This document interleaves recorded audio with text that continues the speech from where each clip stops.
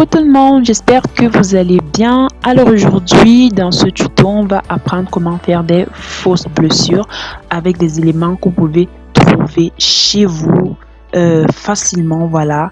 Alors, c'est la première fois que je fais ce genre de vidéo sur ma chaîne. N'hésitez pas à me dire en commentaire ce que vous en pensez et puis de vous abonner à ceux qui ne sont pas encore abonnés en cliquant sur le petit bouton là en dessous. Et puis activer la cloche histoire qu'on vous prévienne dès que je poste une vidéo en ligne. Bisous, on passe à la suite.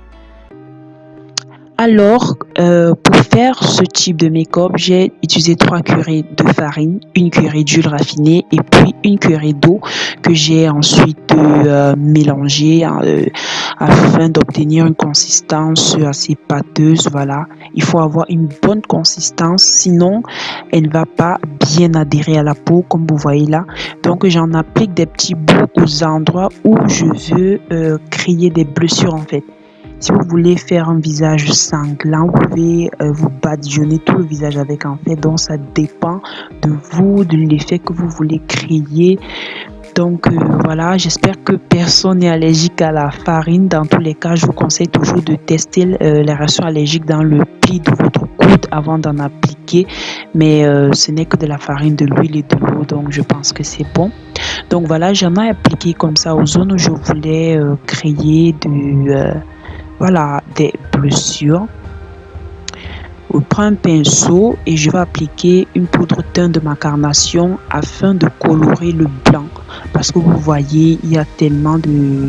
On voit vraiment la différence entre la farine et ma peau. Donc j'utilise une poudre qui va à ma carnation.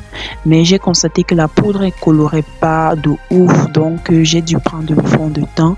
Et vous allez remarquer que la coloration sera différente, elle va bien plus colorer et j'aurai pas beaucoup de mal voilà à avoir le rendu que je veux quoi. Donc vous voyez le fond de teint en un seul coup de pinceau, voilà, il colore et ça fond bien avec ma peau. Donc j'en badigeonne également au niveau de tous les au niveau de tout mon visage en fait pour qu'il y ait une certaine harmonie entre les couleurs. Je prends ensuite du violet, je vais appliquer un peu au niveau de mes yeux pour créer un effet, je vais dire quoi, d'yeux noirs, d'yeux mystérieux, des yeux qui font peur quoi. Donc c'est un peu ça. Je fais au niveau des deux yeux comme ça. Voilà. Ensuite je vais prendre du noir que je vais appliquer en dessous de mes yeux, voilà, pour accentuer mes cernes et pour que ça fasse un peu plus peur, voilà, parce que c'est l'effet qu'on veut créer là actuellement. Là j'ai pris du violet et je vais l'appliquer au contour de tous la pâte, voilà, que j'ai appliqué au niveau du visage comme ça pour mimer un effet de on va dire quoi, des vaisseaux sanguins qui ne sont pas assez irrigués étant donné qu'il y a eu, on va dire, une sorte d'inflammation, voilà. Donc j'applique du violet au contour de la pâte, voilà. Ensuite je prends ces petites je sais pas comment on appelle, une lampe, on la trouve en tout cas dans le kit pour en fait pour faire la pédicure, voilà, la manucure. Donc je trace une ligne comme ça au milieu de ma pâte. Tu fais attention à ne pas traverser la pâte étant donné que la farine elle est blanche à l'intérieur, donc ça va permettre de bien ressortir la couleur, le rouge que j'applique à présent. Donc j'applique ce rouge à l'intérieur de la trace, voilà, que je viens de créer avec la lame. Donc je prends un pinceau assez délicat, un pinceau qui équivaut à la grosseur de la blessure que je viens de créer. J'en applique comme ça de façon nette. Je ne sais pas si vous voyez déjà la différence.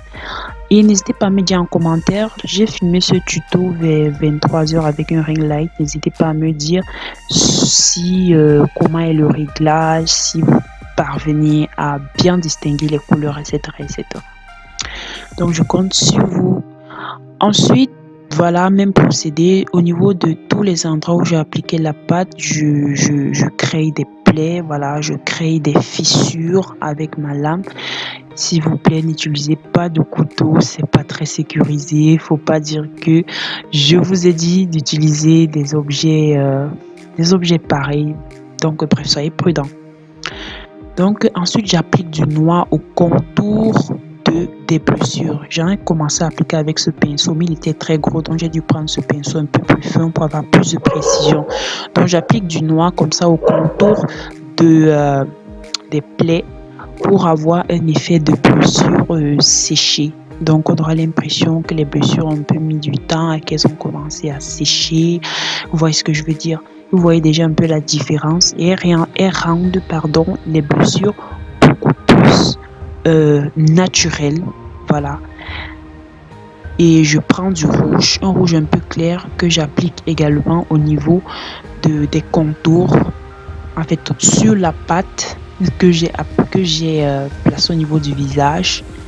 Voilà, pour me créer un peu un visage inflammé, comme si j'ai mal, comme si mes vaisseaux sanguins sont en souffrance. Vous voyez quoi? Donc voilà, vous pouvez faire ce look même pour faire un petit prank, voilà comme on le dit. Donc j'ai décidé de mettre un peu de mascara. Donc bref, c'est pas important vu qu'on a envie. L'objectif n'est pas d'être hyper belle, mais je me trouvais tellement pas jolie.